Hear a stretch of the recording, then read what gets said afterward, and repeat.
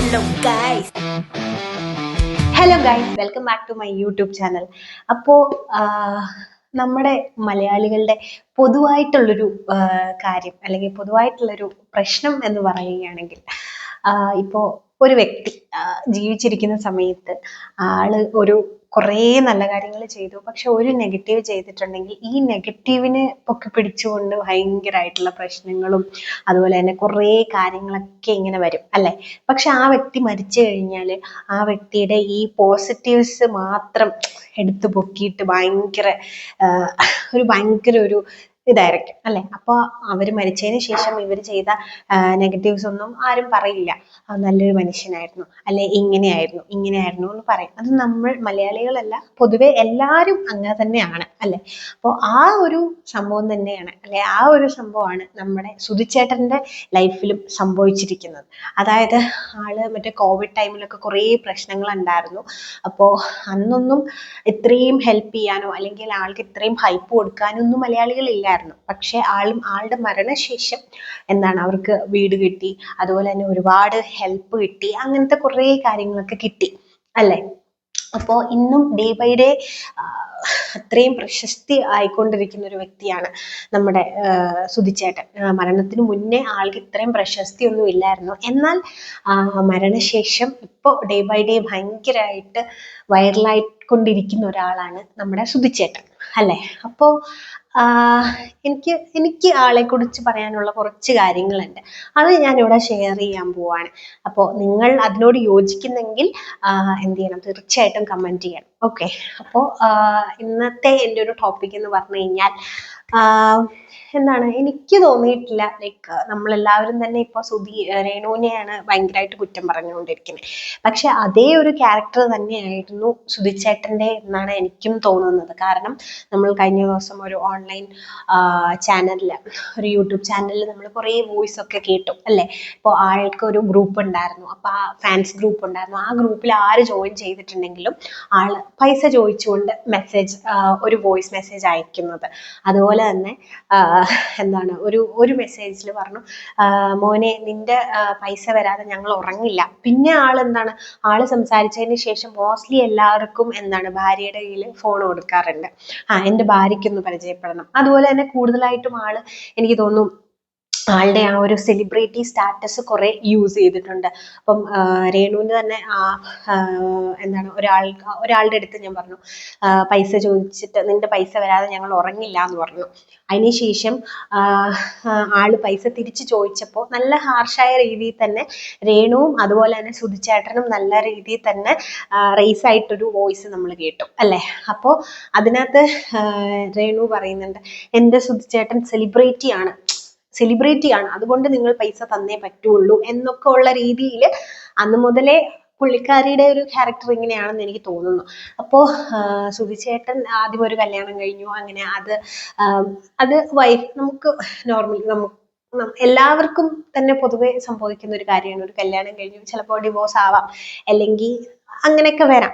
Normally ഒരു കല്യാണം എന്നൊക്കെ പറയുന്ന പോലെ. അതുപോലെ തന്നെ ആ കല്യാണത്തിൽ എന്താണ് സംഭവിച്ചതെന്ന് നമുക്കറിയില്ല. കാരണം ആ കുട്ടി വേറൊരാളുടെ കൂടത്തിൽ, ഇഷ്ടമുള്ള ഒരാളുടെ കൂടത്തിൽ പോയി എന്നുള്ളതാണ് നമ്മളൊക്കെ അറിഞ്ഞ കാര്യങ്ങൾ. അപ്പൊ അവിടെ നമുക്ക് സുധിച്ചേട്ടനെ ഒന്നും പറയാൻ വേണ്ടി പറ്റില്ല. അതിൽ എനിക്കൊരു നെഗറ്റീവും തോന്നിയില്ല.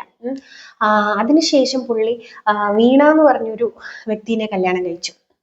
അപ്പൊ ആളുടെ ഒരു ഇന്റർവ്യൂ നമ്മൾ കഴിഞ്ഞ ദിവസമൊക്കെ കണ്ടു. അപ്പോൾ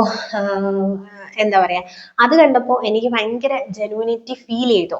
നമുക്കറിയില്ല, നമ്മള് ഒരു 10 മിനിറ്റത്തെ ഒരു ഇന്റർവ്യൂ അല്ലെങ്കിൽ ഒരു 5 മിനിറ്റത്തെ ഇന്റർവ്യൂ കണ്ടിട്ടാണ് നമ്മൾ വിലയിരുത്തുന്നത്. എങ്കിൽ കൂടിയും ആ പുള്ളിക്കാരി സംസാരിച്ചപ്പോൾ എനിക്കതൊരു ജെനുവിൻ ആയിട്ടുള്ള ഒരു ഫീലിങ്സ് തോന്നി.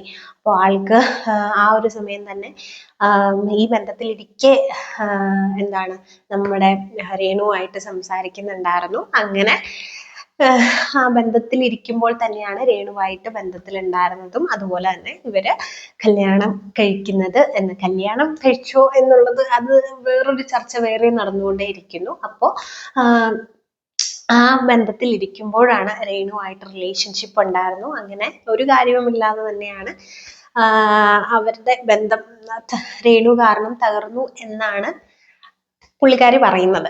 ഓക്കെ, അപ്പോൾ ഇപ്പോഴും പുള്ളിക്കാരി സുധീനെ കുറിച്ച് പറയുമ്പോൾ അത്രയ്ക്കും എന്താ പറയുക, അത്രയ്ക്കും ഇമോഷണൽ ആയിട്ട് തന്നെയാണ്. നിങ്ങളൊക്കെ ആ വീഡിയോ അല്ലെങ്കിൽ ആ ഒരു ഇന്റർവ്യൂ കണ്ടിട്ടുണ്ടെങ്കിൽ നിങ്ങൾക്ക് മനസ്സിലാവും അല്ലേ.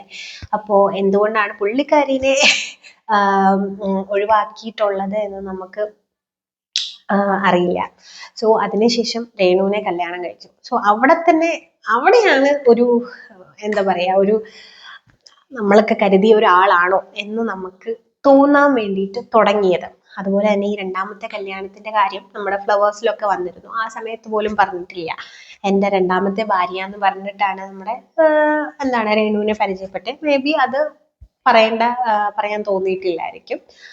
അതുപോലെ തന്നെ രേണുവിന് വേറൊരു ബന്ധം ഉണ്ടായിരുന്നു, പക്ഷെ ആദ്യത്തെ കല്യാണമാണെന്നാണ് പറയുന്നത്. അപ്പം അവിടൊക്കെ തന്നെ നമുക്ക് എന്താണ് ഫുള്ളി ഒരു എന്താ പറയുക, ഒരു കള്ളത്തരത്തിന്റെ ഒരു ഫീലിങ്സ് ആണ് നമുക്ക് വരുന്നത്. അതുപോലെ തന്നെ ഈ പൈസ ചോദിക്കുന്ന ആരെ കണ്ടാലും ഇങ്ങനെ പൈസ ചോദിക്കുന്ന, കൊച്ചിന് വയ്യ, അല്ലെങ്കിൽ നമ്മൾ നിമിഷ ബിജോയിന്റെ ഒരു ഇന്റർവ്യൂ നമ്മൾ കണ്ടിരുന്നു. അപ്പൊ ആ ഇന്റർവ്യൂവിലും പുള്ളിക്കാരി പറയുന്നുണ്ട്, ആദ്യം കൊച്ചിന് വയ്യ, ആദ്യം പരിചയപ്പെട്ട് കുറച്ചുനാൾ മെസ്സേജ് അയച്ചു കഴിഞ്ഞപ്പോൾ എൻ്റെ കുട്ടിക്ക് വയ്യ എന്ന് പറഞ്ഞിട്ട് പൈസ വാങ്ങുന്നുണ്ട്. അതുപോലെ തന്നെ പിന്നെയും രണ്ടാമതും പുള്ളിക്കാരിയുടെ അടുത്തു നിന്ന് പൈസ വാങ്ങുന്നുണ്ട്. അപ്പോ ഞാൻ വിചാരിക്കുന്നത്, അതുപോലെ തന്നെ ഫ്ലവേഴ്സിലൊക്കെ അത്രയും എന്താണ് സ്റ്റാർ മാജിക് പോലെ ഒരു പ്രോഗ്രാമിലൊക്കെ പങ്കെടുക്കുന്ന ആള്, അല്ലെങ്കിൽ പ്രോഗ്രാമിലൊക്കെ സജീവമായിട്ട് നിൽക്കുന്ന ഒരാൾക്ക് എന്താണ് അത്രയ്ക്കും പൈസയ്ക്ക് ബുദ്ധിമുട്ടാണോ എന്നാണ് എൻ്റെ ചോദ്യം. കാരണം എന്താണ് എത്ര കലാകാരന്മാരുണ്ട്, അവരൊന്നും ഇത്രയും ഒന്നും അല്ലേ, സുധിച്ചേട്ടനെ പോലെ തന്നെ ഉള്ള ഒരുപാട് കലാകാരന്മാരുണ്ട്. പക്ഷെ അവരിലൊന്നും നമ്മൾ ഇങ്ങനെ കണ്ടിട്ടില്ല. എന്തുകൊണ്ടാണ് ഈ ഇത്രയും പൈസയൊക്കെ നമുക്ക് ആവശ്യം വരുമോ? അല്ലെങ്കിൽ ആവശ്യമുണ്ട്, പൈസക്ക് നമുക്ക് എത്ര കിട്ടിയാലും ആവശ്യമാണ്. പക്ഷെ ഇത്രയും എല്ലാവരുടെ അടുത്തും ഇങ്ങനെ ഇരുന്ന് ചോദിച്ചുകൊണ്ടിരിക്കാനായിട്ട് അത്രയ്ക്കും ആ ഒരു പൈസ എന്താണ് ഇവർ ചെയ്യുന്നത് എന്നാണ് എനിക്ക് തോന്നുന്നത്. എന്ത് ചെയ്യുവാണെന്നാണ് എൻ്റെ ഒരു ഡൗട്ട്. ഇപ്പൊ രേണു ആണെങ്കിലും ആ ഒരു സെയിം പാറ്റേൺ ആണ്. ഇപ്പൊ തന്നെ പറഞ്ഞു, വീട്ടില് അവർക്ക് തട്ടടിക്കാൻ വേണ്ടി പൈസ ഇല്ല, ഡ്രസ്സ് വാങ്ങാൻ വേണ്ടി പൈസ ഇല്ല, അതുപോലെ തന്നെ ചാറ്റൽ അടിക്കുന്നുണ്ട്. അപ്പൊ അവിടെ ഒരു ഗ്ലാസ് വാങ്ങിച്ചിടാൻ വേണ്ടി പൈസ ഇല്ല. സോ അവരങ്ങനെയാണെന്ന് എനിക്ക് തോന്നുന്നു. കാരണം ഇല്ല എന്ന് പറഞ്ഞ് അങ്ങനെ തന്നെയാണ് എല്ലാവരോടും എപ്പോഴും നിരന്ന് അങ്ങനെ വാങ്ങിക്കുന്ന ആൾക്കാരാണെന്നാണ് എനിക്ക് തോന്നിയത്. സോ പിന്നെ ആള് നല്ല രീതിക്ക് വെള്ളമടിക്കുമായിരുന്നു എന്നൊക്കെ ഇങ്ങനെ പറയുന്നത്. അപ്പം അങ്ങനെയൊക്കെ ഉള്ള ഒരു വ്യക്തിക്ക് എത്ര പൈസ കിട്ടിയാലും തികയില്ലല്ലോ. അപ്പോ എൻ്റെ അഭിപ്രായമാണ് ഈ വീഡിയോയിൽ ഞാൻ ഷെയർ ചെയ്തത്. സോ നിങ്ങളുടെ അഭിപ്രായം എന്താണെന്ന് നിങ്ങൾ എല്ലാവരും കമന്റ് ചെയ്യണം. അപ്പോൾ അടുത്ത വീഡിയോ ആയിട്ട് ഓടി വരാം. അതുവരേക്കും it's me Chanchal signing off.